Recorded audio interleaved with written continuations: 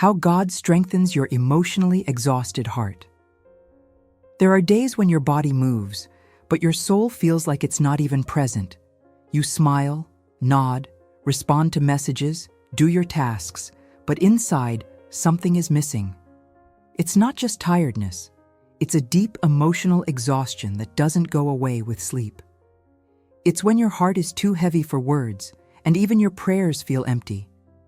And in those moments, even faith starts to feel quiet. This is for you, who wakes up already tired.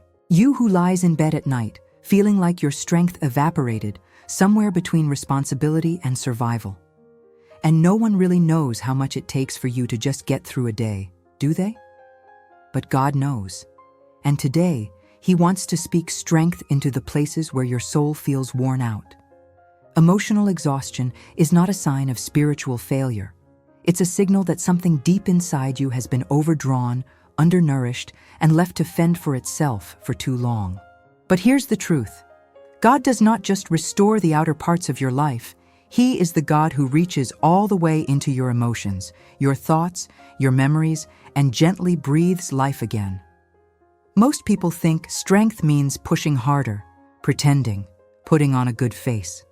But that's not the kind of strength God offers. His strength comes when you're at the end of your own. His strength shows up when your tears speak louder than your words. When your soul can barely whisper, "God, help me." He hears that whisper like a shout. And maybe that's where you are right now, quiet, drained, still trying to hold it all together when you feel like you're unraveling inside. If so, this isn't a coincidence.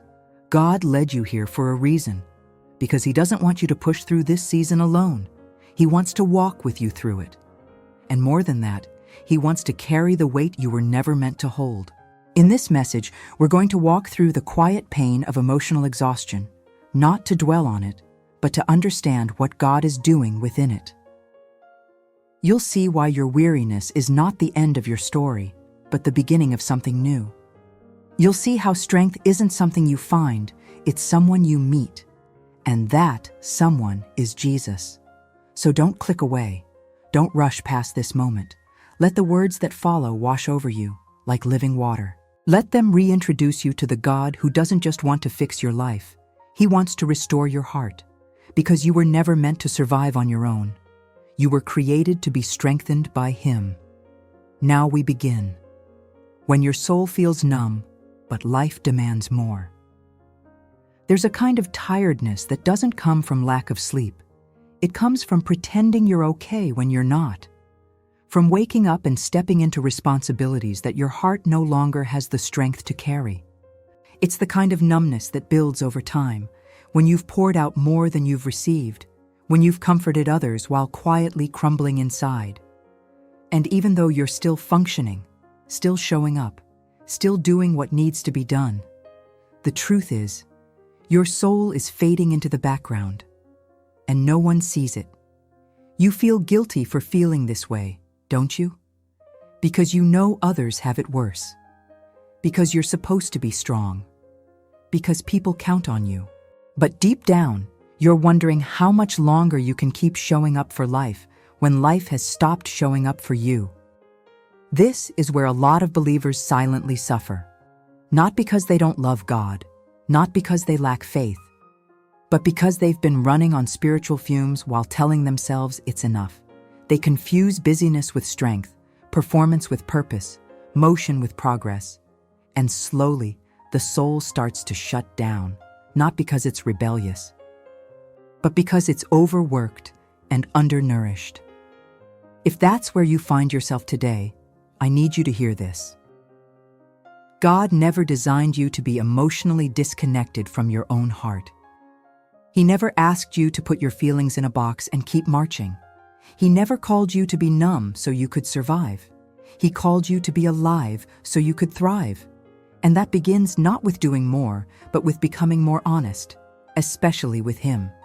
Numbness isn't your enemy. It's your soul's cry for restoration. It's your inner being waving a white flag, begging for mercy, for peace, for time to breathe. And God sees that. He doesn't shame it. He responds to it. In Psalm 34:18, it says, The Lord is near to the brokenhearted and saves the crushed in spirit. Not the cheerful, not the perfect, the crushed, the exhausted, the ones who no longer have the words to pray, but whose sighs still reach heaven. That includes you. So what do you do when your soul feels numb, but life still demands more? First, you stop pretending. You stop forcing yourself to look strong when all God is asking from you is honesty. You allow yourself to feel what you've been afraid to name: sadness, emptiness, loneliness, frustration. God can handle your truth far more gently than you've been handling it yourself. Second, you return to the one who restores, not just your future, but your present. Not just your circumstances, but your heart. And you come as you are. You don't need to bring polished prayers or fixed emotions. Just bring your tired soul. That's enough for God to start the healing work. And third, you remind yourself that being numb isn't being faithless. Faith doesn't always shout. Sometimes it's the simple decision to not walk away when everything inside you wants to shut down. Sometimes faith is just whispering, "God, I don't feel you, but I won't give up on you." And that's enough.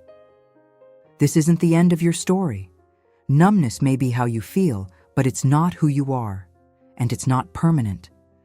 Because God doesn't just want to bring you back to life. He wants to meet you right here, in this place of stillness, in this moment of emptiness, and begin filling you again. Not with pressure, but with peace. Not with performance, but with presence. You don't have to fake energy anymore. You don't have to force joy. You can be fully honest and fully loved at the same time. And in that place of surrender, something begins to shift, slowly, quietly, powerfully. That's where strength starts, in the moment when you finally stop running and let God carry you. The emotional exhaustion no one sees but God feels. There is a kind of exhaustion that hides behind functioning hands and a tired smile. You keep doing what needs to be done. You show up, you respond, you help, you try. But inside, something is slowly collapsing. It's not dramatic. There are no loud breakdowns. It's the quiet kind of fatigue that settles deep in the heart, the kind that no one notices because you've learned to hide it well. And that's what makes it even heavier. You carry a weight that no one knows you're holding. You've become the person others lean on, the one who listens, comforts, and supports. But when the night comes and everything goes silent, you feel the emptiness pressing in. You wonder if anyone would truly understand what it costs you to simply keep going. You wonder if anyone would recognize that behind your strength, there is a tired soul longing for rest. And sometimes you convince yourself that no one ever will, but God does. Before anyone sees your tears, He feels them. Before anyone hears your sigh, He understands it. The exhaustion you hide from the world is the exhaustion He sees clearly. And He doesn't just observe it, He enters it. He steps into the places you try to push aside. He meets you in the corners of your heart you don't even know how to express. Psalm 139 says that He knows your thoughts from afar. That means He sees the emotions you bury so deeply that you no longer have language for them. Nothing about your exhaustion is invisible to Him. Emotional fatigue often feels like a private battle, something you deal with in silence because you don't want to burden others. You don't want to look weak. You don't want to seem dramatic. And so you swallow your grief, minimize your pain, and pretend it's all fine. But God is not fooled by your composure. He sees through the layers you've wrapped around your heart. And instead of demanding that you toughen up, He draws nearer. There's a tenderness in the way God handles the parts of you that are fragile. When Elijah was emotionally drained and ready to give up, God didn't lecture him. He didn't tell him to be stronger.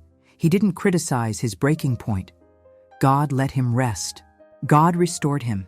God met him in the exhaustion that no one else understood. And God will meet you the same way. Right now, you might feel like you're slipping into a place where you're functioning outwardly, but fading inwardly. Your soul feels thin. Your energy is drained. You want to feel something again, but all you feel is tired. This kind of exhaustion isn't laziness. It isn't weakness. It's the inevitable result of carrying things you were never meant to hold alone. And because of that, God isn't disappointed in you. He is compassionate toward you. You need to know this truth. Emotional exhaustion is not a disqualification from God's presence. It's an invitation into it. He doesn't wait for you to be energized and joyful before He comes near.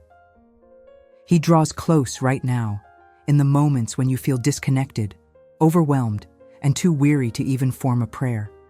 You may think no one sees what you're going through, but heaven does. And not only does God see it, He feels it. He feels the weight of your burden, the ache of your disappointment, the heaviness of your hidden battles. And because He feels it, He moves toward you with compassion, not pressure, with restoration, not demands. This chapter of your life may be filled with quiet exhaustion, the kind that drains hope and steals enthusiasm. But this is also the place where God begins His healing work. Not in the noise, not in the moments when you're performing strength, but in the quiet, fragile spaces where your heart is barely holding on. You don't have to keep pretending. You don't have to hold everything together by yourself. The God who sees your exhaustion also carries your restoration. And even now, He is drawing near. You weren't designed to carry what you're carrying alone. You've been strong for so long that strength has stopped feeling like a gift and started to feel like a burden. Somewhere along the way, you began to believe that being faithful meant being self-sufficient, that trusting in God meant managing everything on your own while silently asking Him to bless what's breaking you. And now the pressure to keep it all together is quietly crushing your soul. But here's the truth you may have forgotten. You were never meant to carry this alone. God never created you to be the solution to everyone else's needs while ignoring the cry of your own heart. He never asked you to walk through pain pretending it doesn't hurt. He never called you to exhaustion and called it faith. One of the greatest lies the enemy whispers to the emotionally exhausted is this: if you were stronger, you wouldn't feel this way. But the gospel tells a different story. It says that real strength begins where yours ends, that God's power is not activated by your perfection, it's revealed in your surrender. Jesus didn't come to make you perform harder. He came to carry what you were never designed to lift. Matthew 11:28 isn't a poetic suggestion, it's a divine command. Come to me, all who are weary and burdened, and I will give you rest. That verse isn't just for unbelievers. It's for you, today, in this moment, with everything you're carrying that no one else knows about. You've been told to be strong for your family, your work, your church, your future. But strength without surrender only leads to burnout. Real strength doesn't come from clenching your jaw and pushing forward. It comes from opening your hands and giving God what's breaking you. When you try to carry what only God can heal, you'll end up overwhelmed. You'll start managing what was meant to be released. You'll treat surrender like weakness instead of the sacred act of trust that it really is. And eventually, your heart will pay the price, through numbness, anxiety, or a subtle drifting away from the God you once felt so close to. But what if today could be different? What if this is the moment where you choose to breathe again? Where you stop performing for approval and start receiving grace? What if this is the day you let go of the weight that was never yours to carry? When Jesus carried the cross, He carried more than just wood and nails. He carried the weight of everything you're facing now, your fear, your fatigue, your emotional pressure. He felt it all. He carried it all, so you wouldn't have to do life alone. You're not just saved by His sacrifice, you're sustained by His presence. There is no strength in shame. There is no holiness in hiding your struggle. God gets no glory from your burnout, but He gets great glory when His children say, "Father, I can't do this without you. I wasn't made to." That is where His power is perfected. You've carried it far enough. The expectations, the emotional responsibility, the silent weight. You've proven your strength, But now it's time to prove your surrender. It's time to let God carry what you can't. Not tomorrow, not next week, right now. Because you were created for dependence, not on people, not on performance, but on the one who never grows tired and never fails to carry those who fall into his arms. And he's reaching for you right now. How God speaks into the silence of your weariness. There comes a point in emotional exhaustion when even your prayers start to fade into silence. Not because you don't believe anymore, but because you're too tired to speak. You sit in the quiet, not sure what to say, not sure what you need, just hoping that somehow God understands what your soul can't articulate. And in that silence, you begin to wonder if he's still listening at all. But what if the silence isn't distance? What if the silence is where God actually begins to speak? Most people fear silence because they equate it with abandonment. When friends go silent, it usually means something's wrong. When the room goes silent, it often feels like emptiness. But in the kingdom of God, silence is not the absence of his voice. It's the depth of his presence. It's in the stillness that he ministers to the places words can't reach. Not every healing comes through sound. Some of the deepest ones happen in the quiet, where only the Spirit can move. You may be used to hearing God in moments of clarity, in worship, in the verses that speak loud and clear. But there's another way he speaks, through rest, through peace, through stillness that gently invades the chaos of your heart. The problem is, most of us are too afraid to be still long enough to receive it. We equate noise with progress. We think that if we're not hearing or feeling something, nothing is happening. But God often does his greatest work beneath the surface, in silence, in waiting. When Elijah fled into the wilderness, emotionally wrecked and ready to give up, God didn't first show up in wind or fire or earthquake. Those were the dramatic things Elijah expected. But God wasn't in any of them. He came in a whisper, a still, small voice. And in that quiet moment, Elijah realized something. God had been there all along, not in the noise, not in the movement, but in the stillness. That's where the breakthrough began. If your life feels like it's gone quiet, maybe it's not because God has stopped speaking. Maybe it's because he wants you to hear him differently, not with your ears, but with your spirit, not through more doing, but through more being still, being open, being present. God speaks in silence by shifting your thoughts, softening your heart, calming your nervous system. Sometimes the most powerful word you'll receive from him is peace, not a dramatic answer, not a booming voice, just peace. A supernatural calm that you can't explain but somehow know is him saying, I'm here, I haven't left, I'm working. But here's the tension. Silence also exposes. It brings up the fears, the doubts, the internal noise we've been drowning out with distractions. And that's exactly why God allows it. Not to shame us, but to heal us. When the surface quiets, the deeper issues rise, and that's where he begins to do his most precise, most loving work. So if you've been sitting in silence, feeling like your prayers have disappeared into thin air, don't misinterpret it. Silence doesn't mean God is absent. It means he's close, intentionally close. Close enough to restore your soul without you needing to say a word. The voice of God is not always loud. Sometimes it's the quiet conviction that you are not forgotten, that your tears are still seen, that your exhaustion has a redeemer, and that even in the silence, your story is being rewritten by grace. Don't run from the stillness. Don't rush to fill it with noise. Stay there, breathe there, wait there. Because sometimes the silence isn't the test, it's the answer. The inner war between faith and emotional collapse. You believe in God. You trust his promises. You know he is good, faithful, and near. But even with all of that, there are moments, long moments, when you feel like you're falling apart inside. And that creates a war no one talks about. A war between what you believe and what you feel, between your faith and your emotional reality. You wake up knowing God is your refuge, but still feel overwhelmed. You pray, but feel disconnected.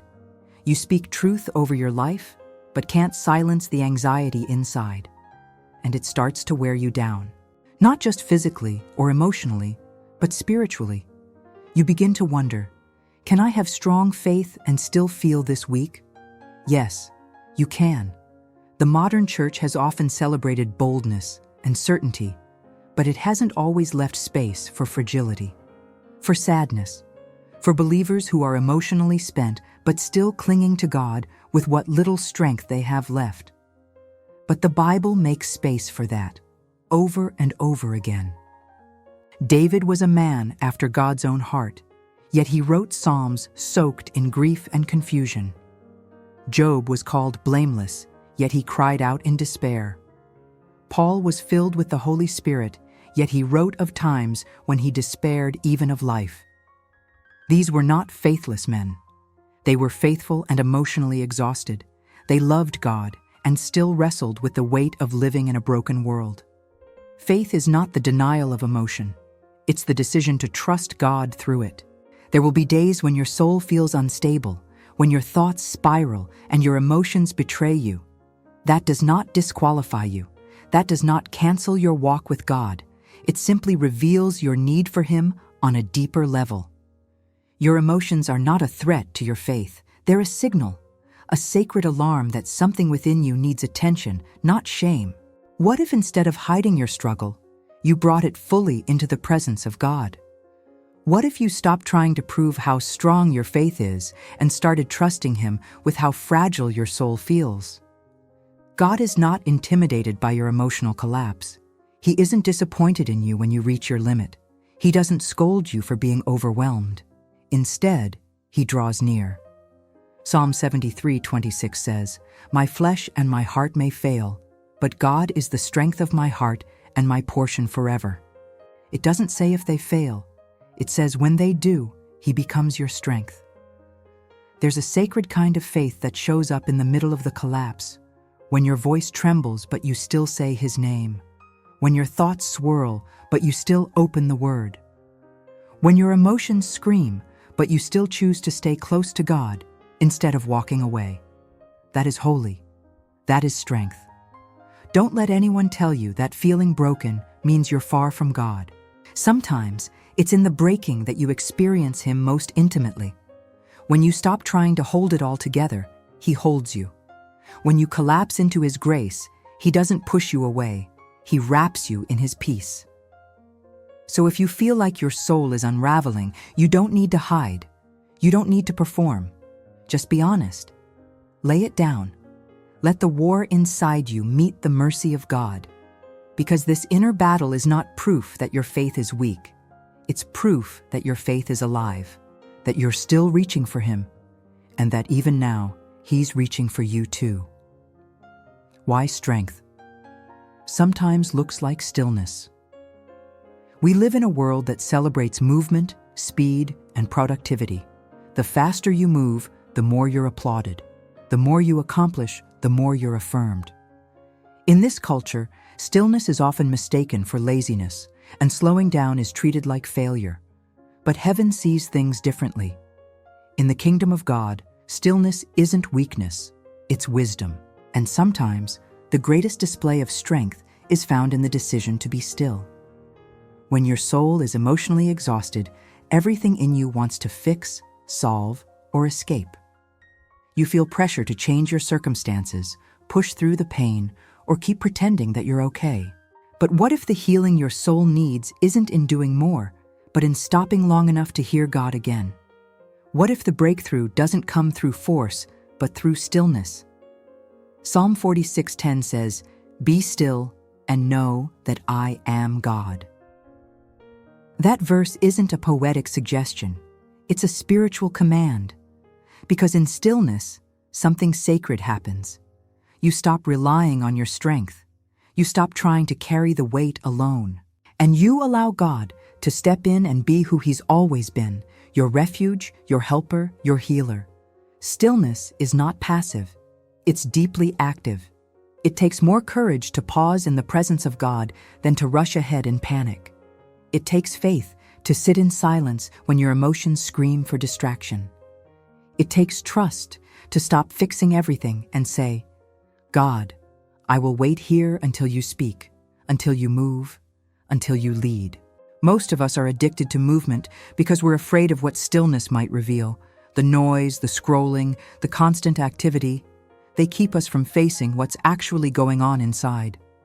But stillness removes the layers. It clears the fog. It confronts the truth. And in that moment, you find out what you've really been trusting in. Are you trusting in your ability to keep it together? In your routines, your logic, your ability to plan and control? Or are you truly trusting in God, enough to be still and let Him be God? Jesus modeled this for us. Before major decisions, after long days of ministry, in the face of intense emotion, He withdrew. He went alone to quiet places. He stilled Himself in the presence of the Father, not because He was weak, but because He was wise. He knew that divine strength flows not from constant doing, but from consistent abiding. If you're feeling overwhelmed, empty, or emotionally thin, maybe what you need most right now is not more advice, not more noise, not another plan, but sacred stillness. A space where your soul can exhale. A space where God can speak into your chaos and remind you that He is in control. Stillness is not the absence of movement. It's the presence of trust. And in a world that wants to rush your healing, God invites you to rest, to stop, to be still long enough for your spirit to breathe again. Because strength doesn't always look like pushing through. Sometimes it looks like kneeling down, letting go, closing your eyes and whispering, God, I don't know how to fix this, but I choose to trust you. You don't have to earn your way back to peace. You don't have to fight your way out of exhaustion. You are allowed to stop. And when you do, you'll discover that stillness is not where strength ends. It's where strength begins. Rebuilding your emotional core. With God, not just for God. You've done everything you were taught to do. You've prayed, served, kept showing up, quoted the right verses, and pushed through pain like a warrior.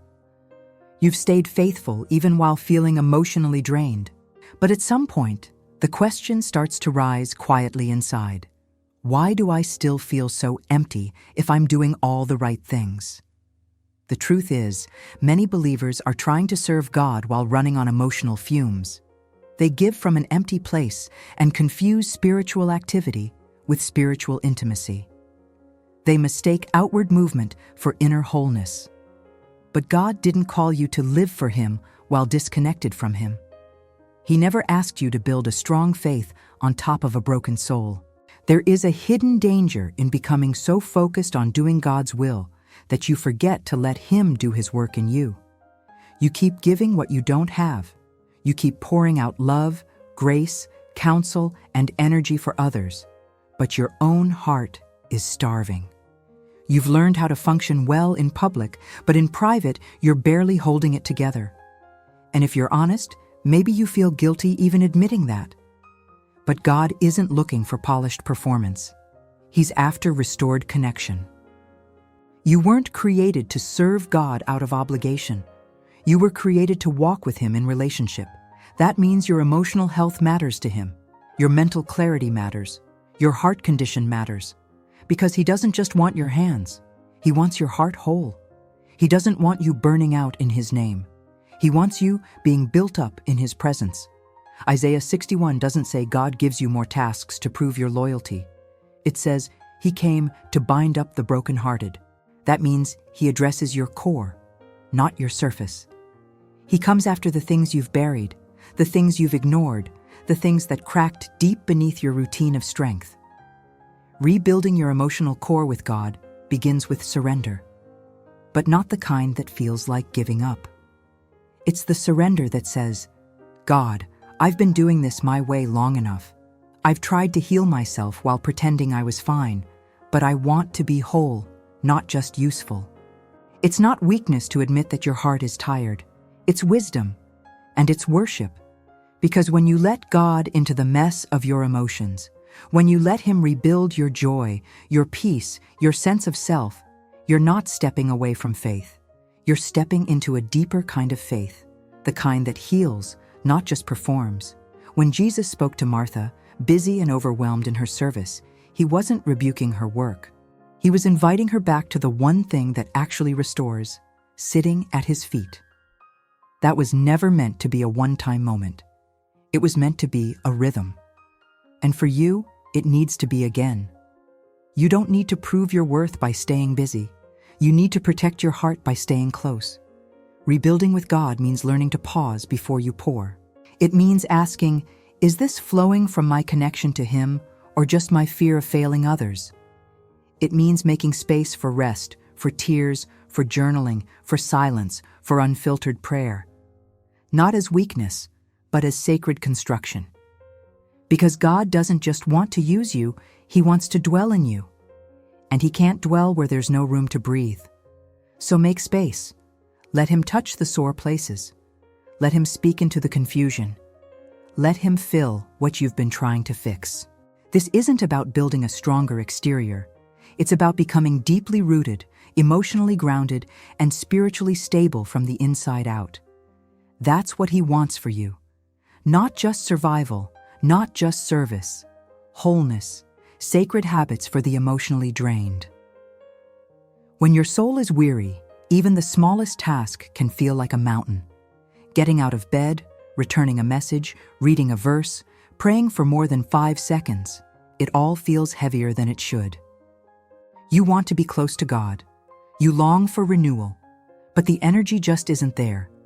And so you begin to wonder, is something wrong with me spiritually? Why am I this tired even when I believe? Nothing is wrong with your faith. What's happening is simple. Your soul is depleted, and it needs to be rebuilt gently, not pressured violently. Spiritual life isn't just about the grand moments of worship, revival, and mountaintop encounters. It's also about the quiet, consistent rhythms that hold you together when everything else feels like it's falling apart. It's about sacred habits, small, intentional acts that don't look powerful from the outside, but have the power to anchor you from within. When you're emotionally drained, the enemy will whisper that you're too tired to connect with God. But that's when connection is most essential. And the beauty of God's grace is that it meets you right where you are, not where you wish you were. So what do sacred habits look like when you have no strength left? They look like waking up and whispering, God, I'm here. Even if I have nothing to give today, I'm here. They look like opening your Bible, not to study intensely, but to let one single verse speak to you, slowly, quietly, personally. They look like silence, just sitting still for 5 minutes, breathing deeply, letting the weight in your chest come to the surface, and inviting God to hold it with you. They look like journaling one sentence of truth when your mind feels foggy, writing down what you know, even if you don't feel it. They look like walking slowly through nature, not to escape your emotions, but to let creation remind you that God still sustains all things, including you. None of these things require emotional strength. They require trust. They're not about producing a result. They're about positioning your soul to receive. They're not about proving your devotion. They're about protecting your connection. Sacred habits are the opposite of performance. They are the slow, holy patterns that remind your soul that you are loved, carried, and not alone, even in exhaustion. When Elijah lay under the tree begging for death, God didn't rebuke him. He gave him food, rest, silence. And only after Elijah was nourished did God speak. That's the rhythm of heaven. Mercy first, guidance later. God knows when you're tired. He knows you need rhythms of restoration before assignments of purpose. So don't chase intensity. Build consistency. Don't try to impress God with emotional energy you don't have. Let Him impress His peace upon you in the stillness. Start small. Start slow. Make space. Protect the little windows of your day where heaven can meet you. Even if it's just one deep breath with a whispered prayer. Even if it's just putting your hand on your heart and saying, Lord, restore me. He hears that. He honors that. He comes close to that. The strength you're longing for isn't built by doing more. It's rebuilt when you allow sacred habits to create space for God to do what only He can: renew, refill, restore. Don't wait until you feel strong. Begin now. Begin weak, begin tired, begin in silence. But begin. Because God never needed you to be full of energy to meet you. He just needed you to be open. The strength you've been searching for has always been Him. You've spent so much of your life trying to hold it all together, trying to be strong for others, trying to manage emotions you don't fully understand, trying to be faithful even when you felt fragile. You've chased rest in moments of sleep, in quick escapes, in temporary distractions. But nothing fully healed the ache inside. Nothing truly silenced the anxiety or filled the emptiness that lingers long after the noise fades. And maybe now, at the end of your strength, you're wondering where real help comes from. The answer isn't far. In fact, He's been with you the whole time. The strength you've been searching for isn't a force you can create or a feeling you can chase. It's not a motivational phrase or a temporary high. It's not found in having everything figured out. It's not even found in perfect faith. The strength you're longing for is a person. And His name is Jesus. He is not just the God who saves you from sin. He is the God who sustains you when your soul has nothing left to give. He doesn't need you to impress Him. He's not asking you to climb your way back into peace. He's simply waiting for you to stop searching everywhere else and fall into the strength that has always been His to give. Isaiah 40:31 says, "But those who hope in the Lord will renew their strength. They will soar on wings like eagles. They will run and not grow weary. They will walk and not faint." This is not poetic comfort. It's a divine promise, a supernatural reality.